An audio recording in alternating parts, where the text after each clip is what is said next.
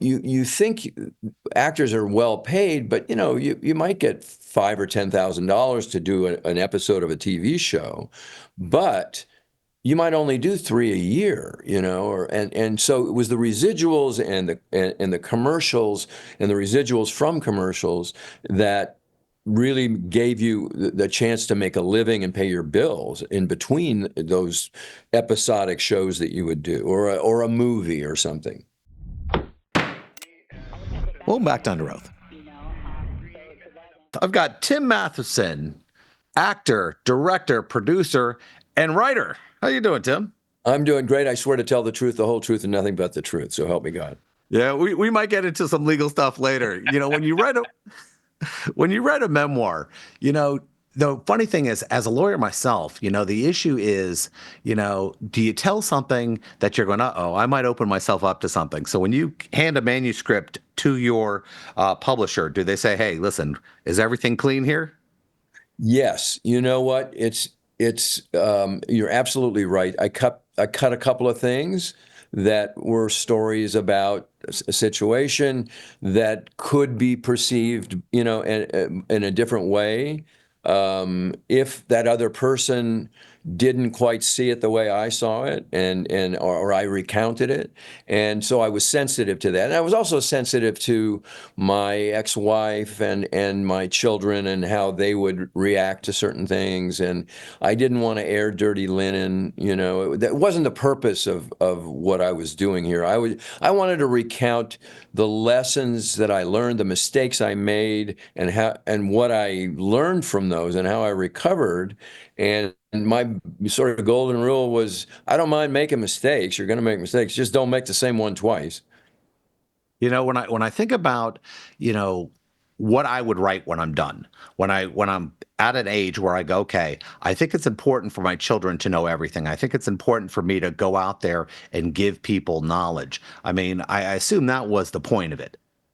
Yes. Yeah, that was exactly it. And because I started as a kid actor when I was 12. So, I rounded up to 7 decades, but it's been 6.5.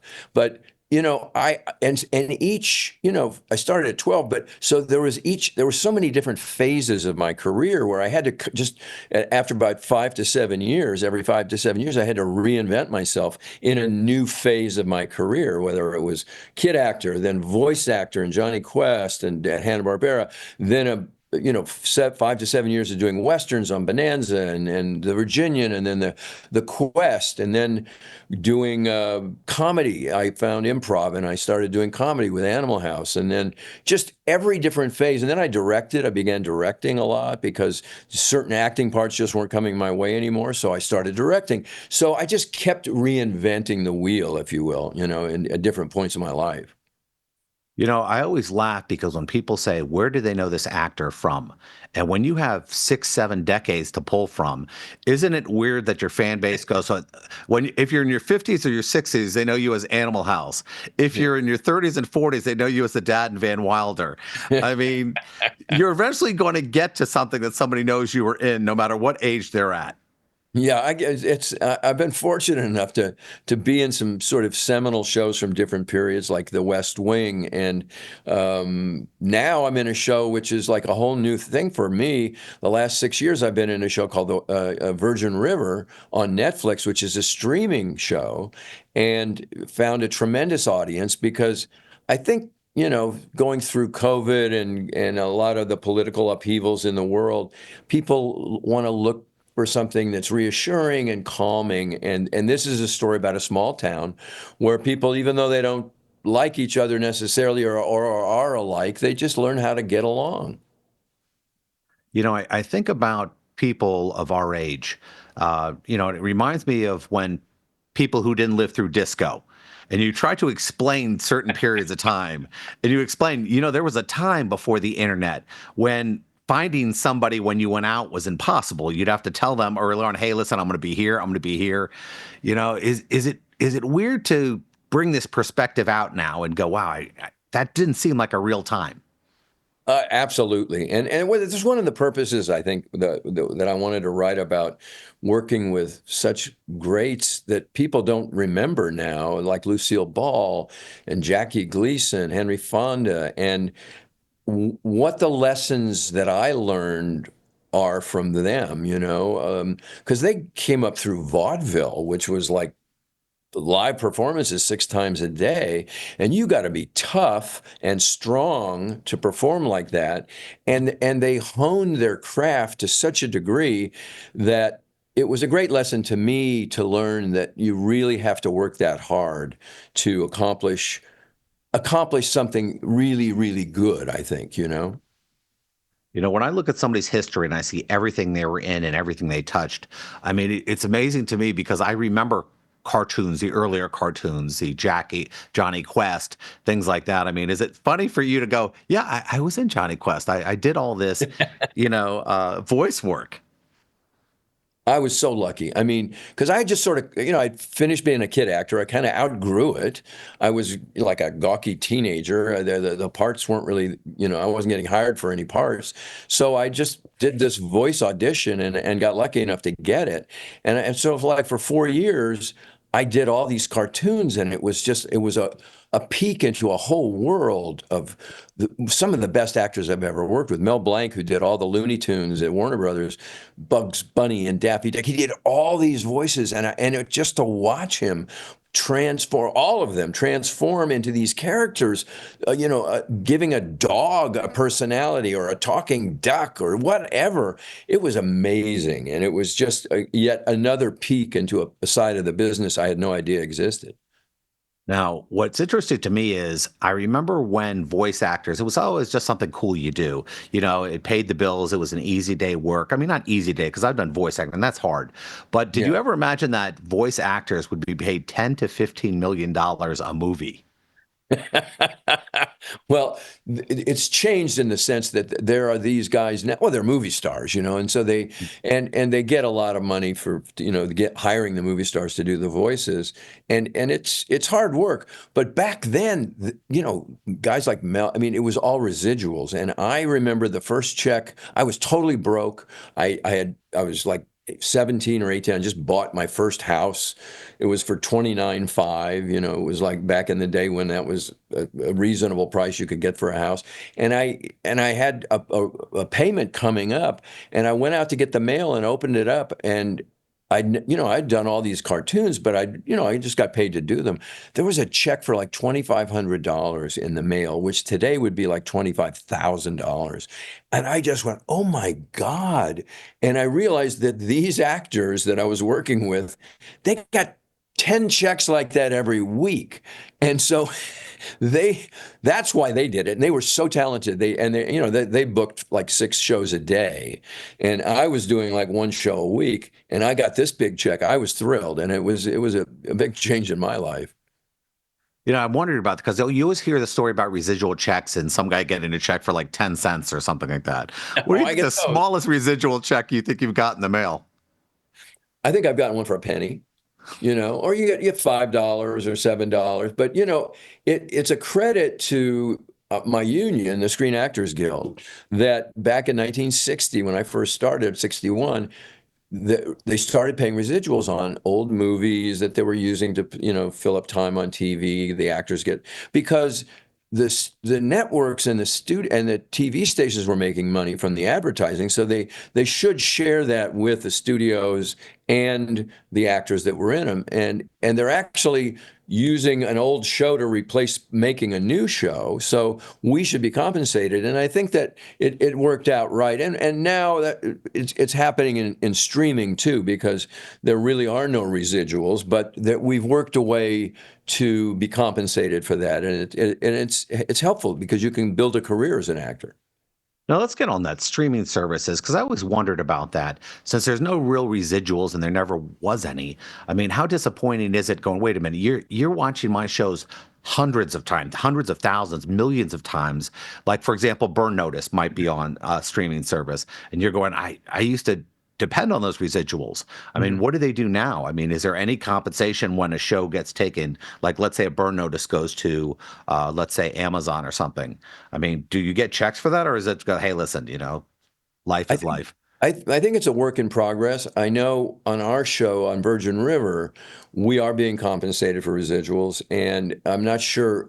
Honestly, I don't even know how it works. I mean, it's so complex. I mean, as a lawyer, you probably you could compute it, but it's either a period of time that they get to, for X number of months or years, you can show this, but then if you re-show it again after that, you have to pay again and compensate the actors for that. And so, but it's important because acting, you think actors are well paid, but you might get $5,000 or $10,000 to do an episode of a TV show, but you might only do three a year, and so it was the residuals and the commercials and the residuals from commercials that really gave you the chance to make a living and pay your bills in between those episodic shows that you would do, or a movie or something. Now, what amazes me with your career is you've done about everything. And Animal House cuts me up the most because a lot of people don't know. I was an Army veteran, you're a Marine veteran, and they made a lot of fun of ROTC and everything else in that movie. And I'm kind of laughing because you were a Marine, and I'm sure you're sitting there going, that's not the way we do things. Oh yeah, it was it was a guy pretending to be a Marine, and tough, and we were just, that was the lampoon, and they made fun of everybody, and it was and the way they got away with it too, because if you look at Animal House today, there's certain terms that are used and certain things that are somewhat offensive to some people, and but the lampoon, the way they got away with it was in 1977 when we made it, or it came out in 78. It was a story about 1962. That's when it was set. So they were saying, well, we're not like this now, but that's the way things were back then, So that's the way they got away with the sort of the racism and the sexism and the misogyny and and the homophobia too. I mean, so those things which were funny in that time, people would sometimes take exception to now, I think. It's kind of hard, I was reading something and I want to make this right. I went into the Army when I was 17 years old. You Wow. went into the Marines when you were an actor. And what cuts me up about it is you had to do the same thing I did. I lied about my age when I was in there because I Wow. didn't want people to view me as a child and everything else because I was an adult. I was in an adult world and it was a little scary. Now you had to pretend you weren't an actor. I mean, how difficult was that, especially when people might go, wait a minute, I think I've seen you in something. I think we were all so scared and just trying to survive that nobody put two and two together. And I hadn't really done enough at that point. People would spot me, I think. Although I must say, when I was in boot camp at MCRD in San Diego, um, they showed a picture that I was in at the base movie house, which was Divorce American Style with Dick Van Dyke and Debbie Reynolds. I had a very small part in it. And of course, none of the recruits could go to the movies, and my DIs didn't go to the movies. So fortunately, nobody that I was, exposed to and saw that movie. So no, I kept my cover until I think I got into combat training, and then it got blown. Um, but now, how long were you in? I was in 3 years. 3 years. Three Yeah. years. I was No. in the 82nd Airborne. I was enlisted. Got sent to a bunch of interesting places. I Wow. mean, how difficult was it for you to go? At any moment, I could be sent somewhere. Well, I was, I was torn between the Vietnam War and wanting to serve my country and not wanting to go to Vietnam. I mean, I didn't quite believe in the purpose of the war. I didn't understand it. And yet I did feel an obligation to, uh, I owed my country and I wanted to serve my country.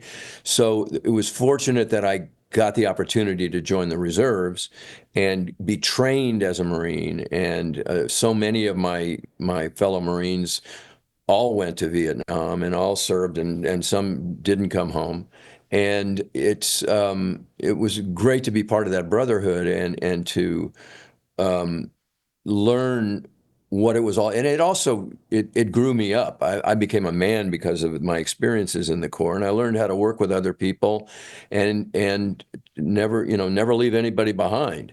And so I learned a great deal. It really grew me up and made me aware of um, service, and that we all owe our country some service. And I think it would be a more important thing now for all of our young people to have to perform some kind of service for a year or two in the Peace Corps, or in in some capacity in the service of some sort to our country. And I think it would help us all understand what we're here for. One of the questions I like to ask actors in your position is, if a family member of yours can watch one thing you did and you go, listen, I think this would be the thing I was most proud of. And that's tough because you've had a ridiculous catalog of stuff. And you said, listen, this would be the most serious thing I did, the best act I did. This is the funniest thing I've ever done. I mean, what kind of recommendations would you give to family members to go back to your career? Oh gosh, I mean, well, I think the funniest thing was Animal House, certainly, and it was my first comedy, so I was like, scared to death. But Belushi was so supportive and helpful that helped me get through that. But also, I think one of the most challenging jobs and was The West Wing, working with one of the great writers in American cinema, Aaron Sorkin. And let's see. And then Johnny Quest, learning to do voice work, and when I was a kid, I was 16, working with Mel Blanc and some of those tremendous voice actors. That was a wonderful experience. And then I did a movie with Clint Eastwood, which he's the best. He's absolutely one of the best directors, best actors I've ever worked with, and a great movie star. Now, knowing that you have done everything you've done, and this is a weird question, I guess, is there any parts that you regret that you didn't take? You said it was on the table and I didn't take it, or the audition wasn't as good as I would have liked it to have been. Sure. Oh God, every week. I mean, but from the auditions that went wrong, I learned don't do that again. Don't get the script down, learn the lines, don't read off a page when you go into audition. Prepare it as if it's a role and it's a part. And then once you've finished, walk out and leave it behind you, and don't worry about it. Don't dwell on it. Um, I turned down the things I turned down. I turned down moonlighting because I was exhausted from having done a series right before that, and I just wanted 2 weeks off to go river rafting, and it would conflict with the shooting of it, and I thought I thought, well, I'll just, that was a bad one. But listen, Bruce Willis is Bruce Willis. I mean, he was a wonderful actor for that, and he was perfect. And I had to turn down Airplane because I was working on Steven Spielberg's 1941, and I couldn't get off of that movie to do Airplane, and I was very sorry about that because it was a movie I thought, like Animal House, would change the course of American comedy and movies. But there's always that. And then I auditioned for Indiana Jones and didn't get it and George Lucas said you did the best audition, but you're just too young. And I knew it when I auditioned, but you just sort of go, what might have been, onward. Well, I can't tell you. There's so many things I can ask you. I only get so much time. But the good part about it is your book's coming out. Damn glad to meet you. My 7 Decades in Hollywood Trenches. I assume that's on Amazon and everything else, and I can't wait to read it. It's out there. Here's a copy. And yeah, and it's support your local bookstore. You can pick it up there. It's damn glad to meet you. Well, it was great talking to you, Tim, and look forward to talking to you again. Thanks, Jeff. Thanks so much.